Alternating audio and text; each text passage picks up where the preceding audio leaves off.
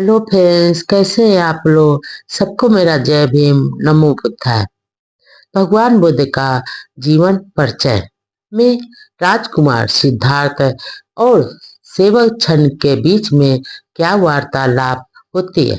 सिद्धार्थ गौतम ने छन को भी कंथक के साथ लौट जाने के लिए कहा था। सिद्धार्थ गौतम ने कहा, आप तुम यहाँ से लौट जाओ, लेकिन उसने वापस जाने से मना कर दिया। उसने आग्रह किया कि कंथक को लेकर वह राजकुमार को विदा करने हेतु कम से कम हनुमा नदी के तट तक अवश्य साथ में चलेगा।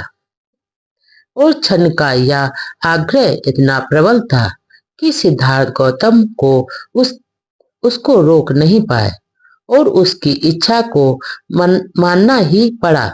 अंत में वे उनुमा नदी के तट पर पहुंचे। सिद्धार्थ गौतम को छन लेकर अनुमा नदी के तट पर पहुंच गए। तब छन को संबोधित करते हुए सिद्धार्थ गौतम बोले, अच्छे मित्र, अब इस प्रकार यहाँ तक मेरे साथ साथ आने से मेरे प्रति तुम्हारा स्नेह और प्रेम प्रमाणित हो गया।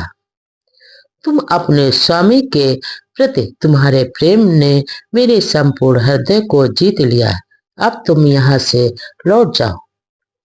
मैं अपने प्रति तुम्हारे उदार भाव से बहुत प्रसन्न हूँ, लेकिन इस समय ऐसी स्थिति में हूँ कि तुम्हें कोई पुरस्कार देने में असमर्थ हूँ। तुम्हें कोई पुरस्कार अभी नहीं दे सकता। इस पर सिद्धार्थ गौतम ने कहा कि साथ देने वाले को पुरस्कृत करने के लिए कौन तत्पर नहीं होगा, लेकिन इस समय मेरे विपत्ति के समय व्यक्ति के अपने सगे संबंधी तक पराये बन जाते हैं। कोई साथ नहीं देता और परिवार के लिए पुत्र का पालन पोषण किया जाता है। पुत्र अपने ही भावी सुख के लिए पिता का आदर, माता पिता का आदर करता है और किसी न किसी आशा से ही संसार के लोग उदारता दिखाते हैं। बिना उद्देश्य का ये निस्वार्थ भाव कभी भी नहीं है रहेगा। केवल एक तुम्हारी इसके अपवाद हो। अब इस घोड़े को लेकर तुम लौट जाओ। अब आगे मैं अकेले ही जाना चाहता हूँ। राजा के स्नेह में और अभी किसी तरह की कमी नहीं आई हुई थी। उसे किसी न किसी तरह से इस दुख को सह लेने में सहायता करनी चाहिए। और सिद्धार्थ गौतम ने कहा कि उन्हें अब कहना ही है कि ना तो किसी स्वर्ग की कामना से और न ही किसी कमी से, न ही क्रोध की भावना से छोड़कर चला आया हूँ। मैं अपने आप में आया हूँ, इसमें किसी का दोष नहीं है। इस प्रकार सिद्धार्थ गौतम ने घर छोड़कर चले आने पर मेरे लिए शोक करने के बारे में उन्हें सोचना भी नहीं चाहिए, क्योंकि मिलन कितना भी दीर्घकालीन हो क्यों न हो, एक न एक दिन वियोग में परिणित होना हो ही जाता है, परिणित होना भी पड़ता है। एक न एक दिन सभी छूट जाते हैं।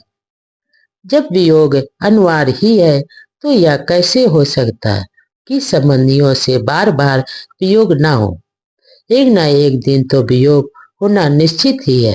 आदमी के मरने पर निसंदेह उसकी संपत्ति के उत्तराधिकारी बहुत होते हैं, किंतु इस धरती पर उसके सद्गुरु का उत्तराधिकारी मिलना कठिन होता है, शायद होता ही नहीं है। जैसे मेरे राजा पिता को देखभाल की आवश्यकता होगी। हो सकता है कि राजा कहे कि मैंने अनुपयुक्त समय पर गृह त्याग किया है, किंतु किंतु कर्तव्य की पालना करने के लिए कोई भी समय अनुपयुक्त नहीं होता। मित्र, मेरे पिता और माता को इन शब्दों और ऐसे ही शब्दों से समझाना और तुम ऐसा प्रयास करना कि वे मुझे याद ही ना करे और ना कर सके। हाँ, मेरी माँ से भी कहना कि मैं पूर्णतः उसके स्नेह और प्रेम के अयोग्य सिद्ध हुआ हूँ। वह उदार व्यक्तित्व वाली माँ है। वह सल वचनातीत है। उसकी उदारता के लिए मेरे पास शब्द ही नहीं है। इन शब्दों को सुनकर दुख में डूबे हुए छन ने भावावेश में रुधिर कंठ से हाथ जोड़कर सिद्धार्थ गौतम को नमस्कार किया और कहा, स्वामी, यह देखकर कि आप अपने संबंधियों को वियोग और दुख देकर जा रहे हैं, मेरा हृदय किसी नदी के दलदल में फंसे हुए हाथी के समान बैठा जा रहा। और आपका ऐसा गृह त्याग करना संकल्प किसकी आंखों से अश्रु धारा न बहाएगा, चाहे उसका हृदय कैसे ही लोहा का हो, निर्मित ही क्यों ना हो।